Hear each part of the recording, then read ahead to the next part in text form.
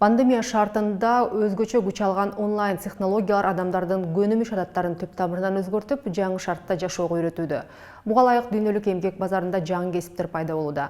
Мындан тышкары прогноздор боюнча суроо талап жогору болгон перспективдүү кесиптер бардык тармактарда пайда болот. Маселен, бизнес тармагында азыр эле андеррайтерлерге талап бар. Бул кесип ээлери акцияларды чыгаруу жана сатууну көзөмөлдөөчү адам. Кыймылсыз мүлк тармагында иш алып барган девелоперлер болсо ар кандай долбоорлордо курулуштарды ишке ашырууга катышат.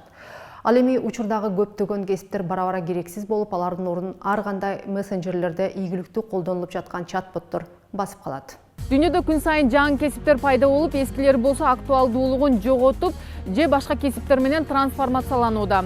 Мисалы, буга чейин биз укпаган же функционалдык милдеттерин билбеген коучер, мерчендайзер, андеррайтер, трейдер, нутрициолог, геймер, веб-психолог, IT адиси деген жаңы доордун кесиптери пайда болду.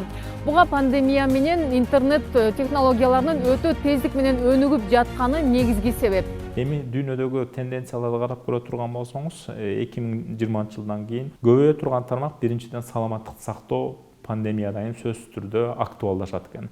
Бунун ичинде бир катар кесиптер, айрыкча жана психологдор, андан кийин физиотерапия жагындагылар, эпидемиология жагындагылар, генетика менен иштегендер, ушул тармактагылардын баягы дүйнөдө ошолорго талап жогорулайт. Экинчи эң маанилүү тармакты көрүп атасыздар, дүйнө өтө тездик менен IT технологияларында өнүгүп жатат. Демек, IT технологияларынын көп тармактары талап кылат жумушчуну.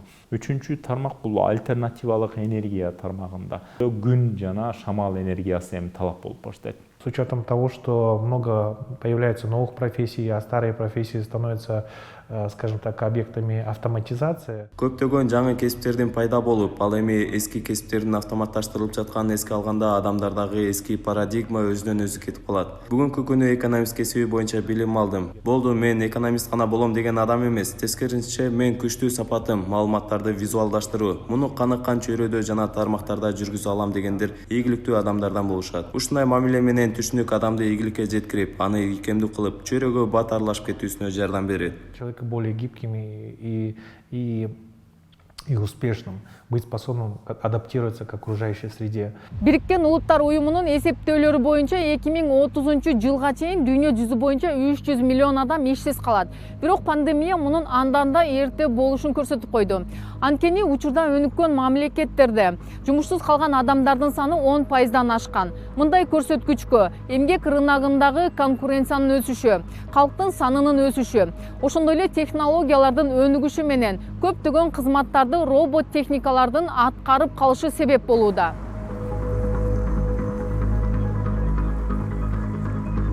Дүйнөлүк божомолдор боюнча пандемиядан кийин 7 негизги тармак өнүгүүгө дуушар болот. Алар саламаттык сактоо тармагы, IT технологиялары, альтернативдик энергия тармагы, эл аралык укук тармагындагы кадрларга талап күчөйт, маркетинг, контент түзө билүү, жашыл айыл чарба. Пандемия учурунда мамлекеттерге продукция алып келүү да кыйынга турду.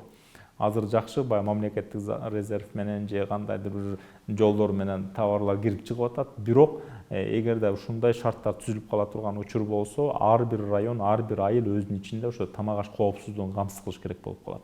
Мисалы, Кыргызстандын ичинде 40 канча район болсо, ар бирин карантинге алып койгон учурда өзүнө жеткидей болгон тамак ашын өндүргөн абалга жетишибиз керек экен да. Жашыл айыл чарба деп атабыз, альтернативалуу. Мисалы, бир жерден кыргыздар айдап 10 центнер алып атса, голландиялыктар бүгүн 100 центнер алып атышат. Биз ошол технологияларды өздөштүрүп, айыл чарба жагын карашыбыз керек. Учурда олуттук компаниялар мурдагыдай жогорку билимдүү адистерге эле эмес, компьютердик технологияларды мыкты билгендерге кызыгып калды. Бирок жогорку окуу жайлар студенттерди заманбап билим менен камсыз кыла албай жатканы айтылып келет. Себеби аларды жумушка алган мекеме кайра башынан үйрөтүүгө мажбур болот. Многие навыки, которые навыки 21 века. 21-кылымда зарыл болгон жөндөмдөр аныкталган бир предмет катары үйрөтүлбөйт. Ал күнүмдүк жашоодогу байланыштар аркылуу ар тараптан берилет. Мисалы, эмоционалдуу интеллектти алып карасак, мында адам уга билүүнүн зарылчылыгын, маалыматты алып, кайра байланышка чыгууну үйрөнөт. Бизде эски система уланып, бардыгы мугалим айткандай көчүрүп жазып отура беришет. Бирок бул билимдердин бардыгы китептерде, интернетте бар. Анткени менен бул парадигма дагы деле өзгөргөн жок. Система остается, как опять-таки, когда все сидят там переписывает то, что пишет учитель, хотя это все знания есть уже в интернете, эти все знания есть в учебниках, и вот эта парадигма еще не меняется. Биздин Кыргызстанда бүтүрүп жаткан жогорку окуу жайларды, орто кесипчилик окуу жайларды жана башталгыч кесипчилик окуу жайларды бүтүргөн балдар бүгүн биздин эмгек рыногундагы талаптарга жооп бербейт. Эч бир компания алып атканда университеттин же бир ПТУнун бүтүрүүчүсүнө могул жакшы адис экенин деп толук айта албайт. Баардык компания, баардык фирма өзүнүн адамын өзүндө иштеп аткандан кайра тарбиялап чыгат да. Мигранттарыбыз барып атат. Мигранттар барганда ортоңку жана ылдыйкы катмардагы жумуштарды алып атат. Эмнеге? Алар кетип атканда колдорунда кесип билгендиги тууралуу сертификациясы жок, эл аралык аккредитациядан алар өткөн эмес. Мындан кийин бизге жана килейген кампустарды салган, имараттарды эйлеген университеттер эмес, кичинекей бутик университеттер, өзүнүн кампусун диджитал кампус деп коебуз, жана санариптешкен кампустарды уюштуруп алган университеттерге талап күчөйт. Жөнөкөй имараттарды эйлеп бош жаткан, музейге айланып калган университеттер мындайча айтканда уже студенттер кирүүнү да каалабай баштайт да. Мобилдүү билим берүү, гибриддик билим берүү деп коебуз, ошол системаны да алып келишибиз керек. Ички эмгек рыногу санарип технологияларынын таасири алдында дээрлик өзгөргөн жок. Бирок тездик менен өнүгүп жаткан санариптешүү биринчи кезекте экономика тармагы мамлекетке буга чейин болуп көрбөгөндөй кыйынчылыктарды жаратууда. Андыктан жаңы шарттарда калкты иш менен камсыз кылуу көйгөйлөрүнө көңүл буруу абдан маанилүү. Бүгүн өзүн жаңылап, өзүнүн кызматын инновация менен байланыштыра албаган баардык кызматтар жоюлат. Билим берүү деле ошого баратат да. Мына көрүп атасыз, азыр Zoom менен, WhatsApp менен тиги муну сабак өтө албаган мугалимдер сабак өтө албай эле отуруп калды да, туурабы? Биринчиси бул адаптация жана ийкемдүү болгон адамдар. Баягы турмушка жараша өзү ийкемдүү өзгөрө билген адамдар. Экинчи жагынан карап көрсөң, техникалык жөндөмдүүлүктөрү болгон адамдар. Мындайча айтканда, элементарный баягы компьютерди колдоно билүү, ошону интернет менен байланыштыруу маселелери сыяктуу. Үчүнчү жагын карап көрсөңүздөр, чыгармачыл, жаратмандык болгон адамдарга талап көбөйүп жатат. Баягы креативный деп коебузбу. Андан кийин дата тармагын өздөштүргөн адамдар.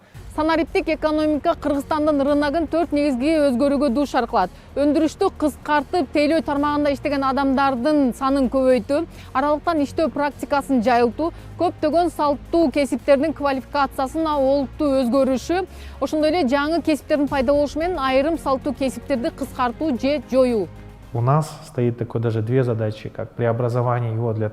Биздин алдыбызда эки тапшырма турат. Биринчиси кайрадан жогорку билим берүүдө жаңы көндөмдөрдү кандайча камсыз кылаарын аныктоо. Экинчиси бул эмгек рыногунда алдыга озуп чыгуу үчүн жогорку окуу жайларга кандай жөндөмдөрдү алып келишибиз керек. Башкача айтканда, атайын алдын ала иштерди жүргүзүү, келечектеги кесиптердин жөндөмдөрүн прогноздоп, келечек муунду ошого даярдашыбыз зарыл. Себеби мен жүргүзгөн иликтөөнүн бирден бир жыйынтыгы көрсөткөндөй, айрым жеке секторлор жаңы кесиптер, алардын ишканаларынын өнүгүшүнө, алдыга жылышына, өндүрүмдөрүн жогорулатып, атаандаштыкты жаратаарын, ийгиликке жеткирерин билишпейт.